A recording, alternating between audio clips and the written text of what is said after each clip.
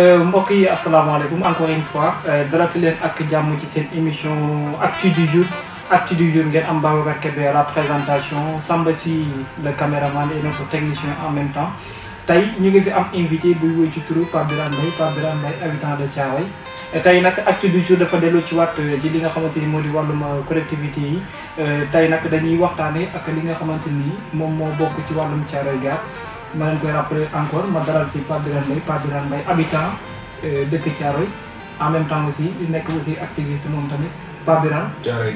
Thiaroye Gare donc Pape Birane nuyu nañu la. waaw fay nañ la monsieur Babacar di la gërëm di la sant ci invitation bi et aussi di fier trop ci Thiaroye ba ma jóge aussi mu nekk localité boo xamante ni daal macha allah neex na ñoo waxal daal. merci donc Pape Birane dañuy dugg ci waxtaan bi sans tarder tey dañoo war a waxtaanee li nga xamante ni maanaam daanaka dafa ëmb lépp maanaam Thiaroye Gare rawatina ay mbaaxam rawatina ay jafe-jafe ni muy dund ba ci sax lépp loo xamante ni wuute na ko ci biir gox yi tey boo ñu doon jox tey comme présentation wala nga ñu expliquer fan mooy Thiaroye Gare. waaw Thiaroye Gare ñu bëri dañ naan Thiaroye Gare mais xamuñu ko bu baax. Thiaroye Gare booy xool village la. Thiaroye village la te aussi bon boo déggee Thiaroye sa xel dina dem ci camp Thiaroye mu nekk loo xamante ni bon remarque la bu ko ñëpp di bàyyee xel banaan Thiaroye 44 ndax jotoon nañoo dégg ci camp boobu histoire bi fi amoon en 44 donc ñun boo nee Thiaroye Gare rek ñun 44 bi la ñuy njëkk a indi te 44 bi loolu lépp ngi soxal ko ci camp boobu moo lay expliqué donc Thiaroye Gare aussi amaat yeneen mbir yoo xamante ni lu demee ni marché bi nekk centre commercial bokk na ci centre commercial yi gën a mag ci Afrique de l'Ouest donc mi ngi Thiaroye Gare donc am ay jeunes yoo xamante ni aussi macha allah yu compétent ci lépp am ay magu diine yu baax aussi donc boo doon wax Thiaroye Gare daal loo koy wax mi ngi nekk rek diggante mun naa ne la yëmbal parce que yëmbal am na nooy duggee sax côté Thierno Dia bi dinañ la yaa ngi ci Thiaroye donc am na nooy duggee donc yëmbal la diggante yëmbal la ak dañ naan Pikine boo koy duggee nii boo jugee nii ci wàllum Ndakaaru bi di ñëw Pikine nga koy jaaree duggee Thiaroye Gare nag bokkut ak Thiaroye Géej moo nekk après route nationale bi bu génnee camp bi jéggi yaa ngi dugg Thiaroye Géej donc Thiaroye Gare ñu ngi limité woo donc ci Diamaguène nii fii mu limité Pikine parce que suñu côté bi nii mi ngi nekk Thiaroye Minam yooyu yëpp ba limité woo Guédiawaye fii mu limité Thiaroye Géej waaw. tey dañ la fi dalal tey ngir waxtaanee lépp lu ëmb Thiaroye Gare comme ni ma ko waxee au début comme nga ne naa yegg ci gare bi quoi ndax Thiaroye bi rek surtout maanaam dañuy waxtaanee lépp loo xam ne dafa ëmb parce que tamit bu dul dara yàgg nañuy dégg Thiaroye Gare bien vrai parce que ci histoire mënuñu ko fàtte ndax dafa am loo xamante ni remarquable loo xam ne nii maanaam am na fa maanaam ci wàllu woowu noonu tey nu ñu mën a tënkee sécurité Thiaroye Gare. waaw surtout nag laaj nga question bu baax bu woo moo xamante ni lu jar a laaj aussi parce que boo xoolee Thiaroye ñun dañu am côté sécurité dañu am benn way woo xamante ni ñu bëri dañ koy way ñi xamuñu man loolu laay am quoi parce que des fois bu njëkk sax léegi la sax mais bu njëkk da nga daan tudd Thiaroye ñu ne ay dawal foofu ay bandee fa nekk wóorul genre yi demee noonu mais monsieur Kébé je vous dis que ni Thiaroye Gare nekk na ay lieu boo xamante ni parce que dama naan ay noobu ñoo fay dund ay jeunes yi bëgg seen bopp ay jeunes yi nangoo liggéey nangoo ñafe loolu moo am Thiaroye nekk dëkk nag boo dem rek il faut mu am ñoo xam ne dañuy nekk voilà il faut mu dem am ñoo xamante ni yow yaa ma gën a mooy loolu donc Thiaroye mu nekk na dëkk boo xamante ni bari nay CM bari nay école yoo xamante ni jeunes yi ña nga ca jeunes yi la majeure partie booy xool ñii ñu ngi jaay ñii ñu ngi dem ñii ñu ngi ñëw boo ko xoolee rek ba ci train bi rek bu ngoon daan jot train bi rek mun na la ko wan ñu bari Thiaroye la ñuy wàcc donc ay jeunes yoo xamante ni ñoo fi nekk nag mais nag bu njëkk ko mooy woowu ñu amoon moo tax ñu bëri dañu war a ragal Thiaroye mais Thiaroye booy xool ci côté sécurité camp baa ngi fa tout à fait am na police am na gendarmerie donc Thiaroye am na sécurité ngi dox daal am na amélioration macha allah. c'est-à-dire dagguma la sax mais dafa am fu ma bëgg ñu dellu ci wàcc xam nga koñ bu xasee ba am benn wéy wi day jafe lool pour ñu dindi ko foofu mais su ma la dégloo bu baax a baax sa explication dafa mel da nga bëgg a xamal ñi lay seetaan ak nit ñi tamit faire leen comprendre carrément que ni bien vrai loolu amoon na mais fi ñu toll nii wéy wi daanaka mën nañ ko gasul ndax nekkatoo. très bien monsieur Kébé surtout loolu parce que léegi booy xool comme yooyu xëy na bu njëkk aussi esprit yi bokkuñu. bu njëkk xëy na am na ñu daan dajaloo tudde seen bopp ay bandi noonu laa ko mën a wax ñu daan dajaloo tudde seen bopp ay bandi donc léegi booy xool loolu amatul léegi jeunes yoo xamante ni yu mature lañ jeunes yoo xamante ni dañoo gëm seen bopp am loo xamante ni moom lañ bëgg a gagner seen avenir donc xëy di tëdd sax booy xool amatul.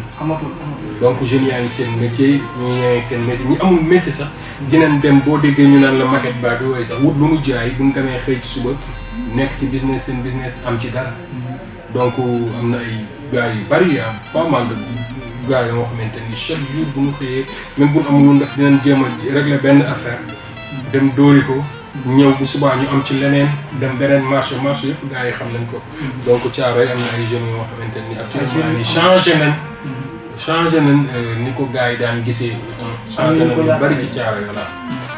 En fait dafa am lu ma fa seetlu maanaam ba tey tamit maanaam dama seetlu dafa mel ni foofu dafa nekk maanaam benn lii boo xam dafa bëri ñu fay implanté comme ay genre isolé yooyu noonu su ma jëmul am na fa est-ce que loolu am na benn impact vis-à-vis ci emploi jeunes yi est-ce que tax na sax jeunes yu bari am xëy wala waaw booy xool nag dama naan c'est ce qui nous manque mooy côté usines yooyu ngay wax noonu parce que booy xool ñun Thiaroye booy xool usine ndox je crois moo ko am te usine ndox du domaine boo xamante ni dañuy recruter ay booy di leen liggéeyloo ay genre donc daa am fooy jaar pour liggéey SD nekk fa donc à part usine ndox boobu gisaatuma fa usine lu waral ñu naan usine parce que booy xool côté jàmm gën bi am na ay usines yu bëri ñu ngi foofu. mais yi mu nekkal en collaboration yi mu toll mooy côté jàmm gën bi ay usines yu bëri ngi ci kaw route nationale bi xëy na ci la ñuy daw di ko ñàkkante di wuti lu ñu am et tout ça. mais est-ce que bari na ñoo xam ne dinañu fay gagner seen vie est-ce que am na ñoo xam ne dinañu dem foofu noonu pour. si y en a parce que am na am na ñu ma ci xam sax am na ñoo xamante ni ñu ngi liggéey ci usines yooyu pour ne pas citer le nom donc mënuma cité non ko bañ a def publicité mais am na ñoo xamante usines yoo xamante ni am na ay gars yu fa nekk di fa liggéey di fa daan doole di fa am dara bëri na ñoo xamante ni mais à part loolu ñun marché la ñu am te booy xool sax bon li ñuy gën a implanté Thiaroye mooy marché yi am na marché yoo xamante ni côté légume Thiaroye côté légume bi macha allah dafa dox donc jeunes yu bëri ñu ngi ciy liggéey côté commerce bi donc dama naan la day dox à 90%. à 90% différent ak yeneen secteurs. c'est ça parce que ñu bari aussi dañuy ngay gis ñu jógee fii sax bu ñu ñëwee Thiaroye la ñuy liggéey pour une semaine. am na ñoo xamante ni pour 2 semaines et tout ça donc loolu aussi côté jeune bi da ciy laalaale jeunesse bi ñu bari aussi ñu ngi foofu di daan seen doole. ma gis aussi ci beneen fànn maanaam sorewu leen ak ñeneen ñi nga xamante ni dañoo collé wala sax sorewu leen ak géej gi. te ku wax wàllum géej wax wàllum napp.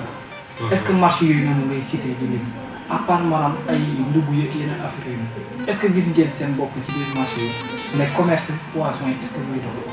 waaw mais juste xam nga dem comme ni ma la waxoon dès le début ñaari Thiaroye moo am Thiaroye géej am na. Thiaroye gaar am na. donc tu vois Thiaroye géej bon ñoom ñoo gën a féetewoo côté géej gi ci wàllu côté napp bi mais nag n'empêche que ñun dinañu amal njëriñ tuuti ci marché yi booy xool parce que booy xool marché boo xëy Thiaroye gën gaa bari doo am ay jën yoo xamante ni day fanaan ñu koy glace yi tout ça. donc jën yu bees lay doon donc am na noo xamante ni aussi boo amal nañu apport laa la mën a wax. bon de temps en temps nag léeg-léeg xëy na mu metti affaire yu demee noonu parce que njaay mi moo doxee noonu quoi moo jëmee noonu mais nag comme ni gars yi amee soxla. comment dire ni gars yi soxlaa des fois mu leen di manqué wala genre yu demee noonu. loolu la am daal jafe-jafe ci wàllu. surtout nag côté légume moom macha allah côté légume moom à 100% ñun la ñuy gagné. kon dinaa leen gane si ngeen may ma ci. waaw surtout. En fait dama bëgg ñu dugg ci benn domaine parce que bari na ñoo xamante ni. mbir mi traversé na la. dañuy ci ne di yuuxu. wala ñu ci wane ne ay jafe-jafe yu métti lañ ci am. mooy TER bi train express régional. te ñu gis ne dafa jaar Thiaroye. est-ce que am na gàllankoor bu mu fu jóg. waaw dina am dama naan am na gàllankoor ci côté liggéey bi nii ñu ko sumbe nii ci benn côté. mooy maanaam boo doon bëgg a jàll yu bari pour nga jàll da ngay def ay virage parce que pareegul mais gars yi ñoo ngi ci à 100% parce que ñu ngi fay defar ay points yoo xamante ni booy jéggi loolu ba léegi damay ñëw ci côté sécurité. ma wax la ni la kooku daan naan alhamdulilah man boobu. parce que boo xoolee ni ñu koy defaree dina am ñaari mur yoo xamante ni dina def barrage. par rapport ak population par rapport suñu doom yi nga xam ne daan jékki di jàngi. ñii jóge nii di jàngi nii ñii jóge côté bi di jàngi nii léegi ñu gis ni donc am na ay points yoo xamante ni ci ngay mën a jaar di jéggi raay yi di jéggi tali yi surtout. et puis maa ngi fay gis aussi ci côté raay bi ñu ngi def ay éclairage bu mucc ay lampe yooyu yëpp bu tàkkee donc dafay gën a améliorer suñu sécurité. donc points yi taxaw aussi day gën a baax ci suñuy doom. te aussi dina gën a rendre suñu dëkk mu rafet parce que boo xoolee ñun côté bi ñuy yëkkati même les impacts am na ñoo xamante ni tamit tey da nga naan macha allah parce que jëlee nañ leen fa. mais arrangé nañ leen. am ñoo xamante ni ñu ngi woon ci ay ndox. fi ñu dëkkoon. te franchement man ñi ma ci jot a rencontré ñëpp gën ngaa bari bon fay nañ leen fay boo xamante ni dama naan la macha allah. permettre na leen ñu dëkk. permettre na leen ñu dem wuti yeneen kër. tey jii boo leen gisee macha allah alhamdulilah donc am na kër yoo xamante ni man j'ai un ami boo xamante ni ñoom seen kër. yàlla nag mooy dogal quoi bu daan taw da nga daan gis ñuy taataan di jël ay siwo et tout ça. di teg léegi ñoom fa ñu toxu ñu ngi yëkkati étage.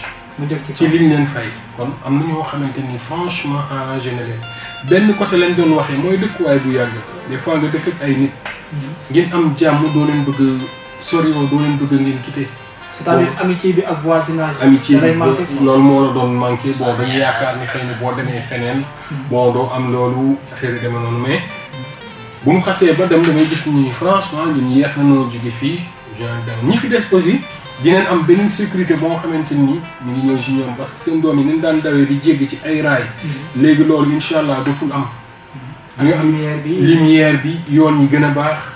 donc ñun amoon nañ difficulté yoo xamante ni boo daan génn Thiaroye pour nga dem accéder route nationale problème la woon. te gis naa ne yooyu yëpp gaa yaa ngi ci di ko liggéey. parce que ñun boo xoolee côté Touba Thiaroye bi jaar naa fa lépp ay canal yi. pour commencer que daan taa à 100%.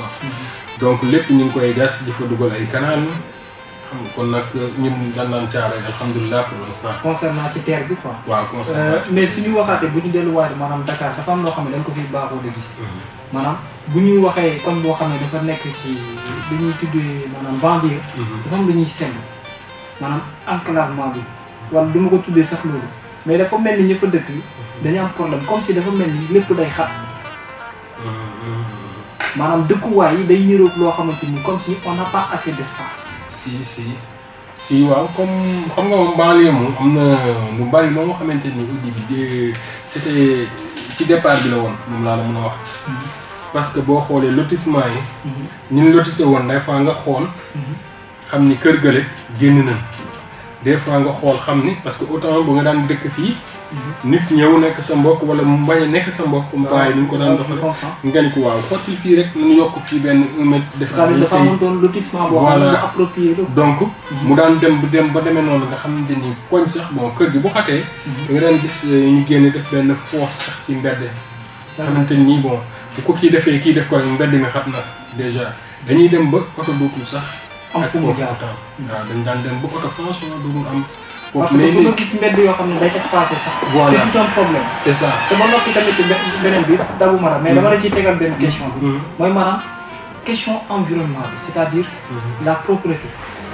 c'est-à-dire loolu day dem comme ni nga souligné affaire canalisation beeg yooyu dañuy dem ba dañuy xaw a seetlu ne. maanaam biir koñ bi pour nga gis fañ mu am benn toppatoo ba ci wàllum sanitaire bi nii day causer problème c'est-à-dire nit ñi dañ fay yomb di seetlu ay saleté wala yeneen affaire yi loolu ak Thiaroye Gare est-ce que tamit li ñuy lim ci bande yooyu est-ce que bokk na ci voilà c'est ça aussi am na leen loo xamante ni ñu war ko souligner mooy gis nga koñ bu saleté yeeg affaire yu demee noonu souvent bon muy marché yeeg affaire yu demee noonu mairie bi yu ci bëri liggéeyam la mooy mën a dugg sensibiliser jeunes yi gën leen a wax surtout les ASC di leen jàppale des fois ñu leen lii pour lii la ñu war a sës koñ bi yéen seen koñ ñii la war a demee nii la war a demee bu ko defee. mais est-ce que tam boo dëkkee ci benn koñ est-ce que war nga xaar nit yëkkati naan la kii est-ce que nekkul yaa war a mën a taxawal. waaw mais c'est ça mais xam nga ñun dañu tàmm ñun Sénégal des fois dañu tàmm ñun la pëkk-pëkk. pour nga dem ba mën a xam li ci biir ñu ci bëri bopp. mais tey jii su ma yoroon sama peel génn. xëy na yow da nga ma bëgg a jàppale mais ci peel boobu la ñuy continuer di liggéey. boo ma gasee jox la wala bu ma puusalee wala ma yor rato jox la mais bu dee mairie bi ñoo dugal ci loxoom dañuy gis ay rato yu bari. day am attirance quoi. day am attirance. c'est ça bu boobaa nag léegi dinañ ci mën a gën a jàppale. bu ko defee parce que aussi loolu nga wax ci la bokk parce que am na dëkkuwaay yoo xamante ni mënoo tuur ndox ci biir. kër gi donc il faut nga génn ci mbedd bi. di sotti ay ndox. nit mën na ci dëkk surtout ki dul gis. mën na ñëw di dugg ci ndox yooyu wala muy dugg ci kàmb yi. comprendre donc finalement day dem ba poser beneen problème boo xamante ni bon day métti ci ñi koy dund. tout à fait fi ñuy waxee noonu ak point bi nga souligné c'est-à-dire les autorités. est-ce que Thiaroye Gare ñu ngi gis seen bopp ci ay autorités. waaw loolu nag gaa bëriwuñ ko sax. bëriwuñ ko mais am na yenn gars yu compétents yoo xamante ni du ma ne sax ay autorités lañ. mais personne de bonne volonté voilà de bonne volonté yoo xamante ni ñi ngi fa franchement ñoo ngi def ay mbir yoo xamante ni di ko def ci dëkk bi di ko def ci jeunesse bi di ko jaarale ci peut-être des fois ci ASC di ko jaarale des fois ci yenn kii yi bon di leen jàppale di ci dox lépp lu ñu war a kaas ñoom ñoo ngay njëkk a dégg ñu wax ba ci terre bii rek ñu ci bari pour ñu comprendre ñoom ñoo doon mujj dem di leen wax di leen sensibiliser di dem par rapport ak état bi ak ñoom di ci dox yu bari franchement te nekk ñu ay kii ay bonne volonté lan rek. ñoo xam ne dañuy ñëw pour taxawal kii bi. bëri na fa y a des jeunes yoo xamante ni bon ñoo ngi fa yu compétent. lépp lu xaw léegi par rapport au-delà des autorités. yéen ñi fa dëkk la population. wax nga fi sànq ay waxu ASC wala ay association wala yu mu mënti doon rek. est-ce que Thiaroye am na. jeunesse boo xam ne day takku ci benn groupement wala benn ASC di taxawal ko ne. yu bëree am na fa. Thiaroye bëri na ay association yoo xam ne bëri na ay jeunes yu compétents yoo xamante ni ay borom bi bopp yoo xamante ni. pour dire borom xam-xam. des jeunes yi. voilà ak fu bëri na fa franchement parce que ñun noonu lañ mos a dund. Thiaroye da ngay jékki-jékki am na ay même ci WhatsApp bii ngay gis rek am na ay. xanaa su boobaa de suñu xel dina dem ci ay wàllum ay Ousmane Sène nag yeneen affaire yooyu noonu. si yaana parce que Thiaroye booy xool ñu bëri gannaaw yëpp yu ma gën a xam ñu bëri ay jàngalekat lañ. ñu bëri te ay. donc ça veut dire que même bu ñu jógee yenn secteurs yi n'empêche yéen a ngi yëngatu ci yeneen. ñoo ngi yëngatu ci leneen. kon tey bu ñu doon wax ministère Thiaroye war ngeen ko mën a taxaw. bu baax a baax parce que ñun moom ñu ne sax loolu mais ñun pare nañ pour tout. Thiaroye jeunes yi fa nekk. pare nañ pour tout des fois sax booy xool terre bi nii bi muy jàll yu bëri ñun loolu lañ doon gën a xam mais. am nañ yeneen moyens yu ñu trouvé yoo xamante ni ñun suñu gisee dafay yomb. war ngeen ci mën a laale facilement te koo laal nag laal nga keneen.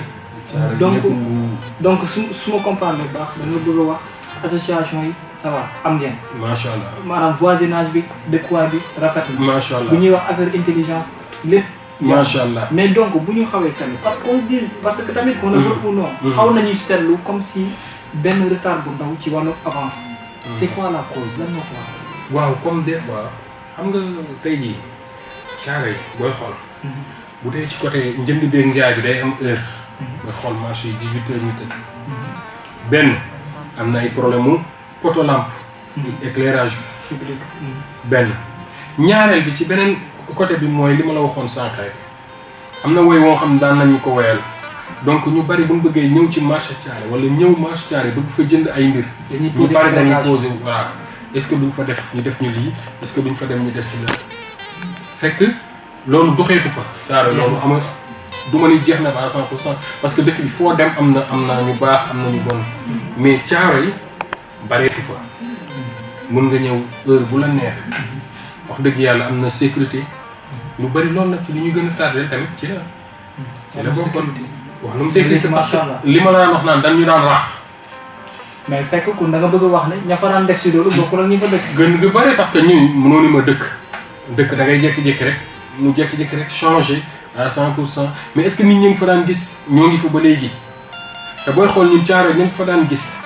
gannaaw gi ñi nga xam ne fa lañ dëkk ñoo ngi fa ba léegi. ñeneen ñi daan ñëw di dem nag ñëwatuñu Thiaroye parce que xëy na ku nekk loo doon wut si boo demee ba gisatoo ko da nga changé dem. pourquoi pas mun leen wax yeneen dëkk yi ay Guédiawaye ngi fi ay Pikine mais toujours Thiaroye yi léegi màgg na màgg na bu yàgg sax.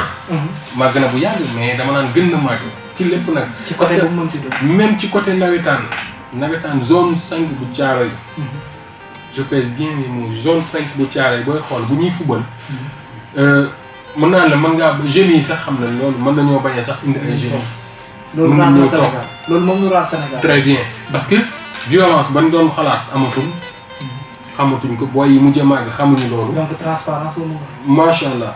macha allah vraiment Thiaroye daal. macha allah daal alhamdulilah. léegi émission baa ngi waaj a jeex. léegi tàggatoo jot. looy wax mbokku Thiaroye. waaw di gën a ñaax suñu. rawatina ñi nga xam ne ñooy seetaan seen émission actu du jour. voilà c'est ça waaw Maken TV moom ci laay bëgg avant mooy tëj sax ci laay di ko wax parce que nekk na loo xamante ni aussi dina gën a permettre nit ñi ñuy gën a xam gox yi. ñuy gën a xam dëkk bi li ciy dox. donc damay ñaan képp ku doon seetaan. na gën a yokk. ak seetaan te ci jëlee nag njëriñ. ndax njëriñ a ngi ci biir lu làqu.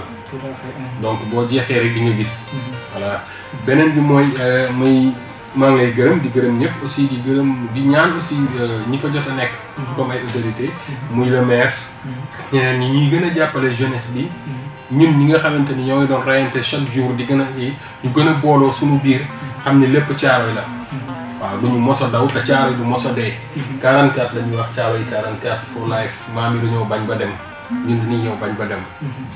foofu la ñu ndarkate mbir mi mbokk yi ñu leen di jaajëfal di leen wax yéen a ngi woon seen émission actu du jour tey ñu amoon fi Pape Birame Mbaye di waxtaanee koñ bi nga xamante ni moo di Thiaroye di nuyu wala waa Thiaroye et puis ñu leen di wax aussi ba beneen semaine ak beneen actu et incha allah sur Maken TV yaa ngi